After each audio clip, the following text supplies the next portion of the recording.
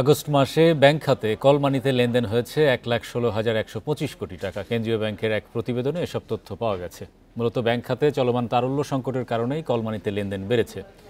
জুলাইয়ের চেয়ে আগস্টে কল মানিতে লেনদেনের পরিমাণ প্রায় 0.৫% বা ৭২৭ কোটি টাকা কমেছে। তবে লেনদেন কিছুটা কমলেও তা লাখো কোটি টাকার ওপরেই রয়েছে। বান্ডেল থাকলে প্রতি সেনমানিতে টাকা বাঁচবে। বিকাশ সেনমানি বান্ডেল কিনে জিতুন প্রতি লেনদেনে। চলতি বছরের জানুয়ারি, মে, জুলাই ও আগস্ট এই 4 মাস লাখ কোটি টাকার বেশি লেনদেন হয়েছে কলমানিতে। ব্যাংক খাত সংশ্লিষ্টরা বলছেন, দেশের 14 থেকে 15টি ব্যাংক বর্তমানে তারল্য সংকটে ভুগছে। এসব ব্যাংক আমানতকারীদের টাকাও ফেরত দিতে পারছে না।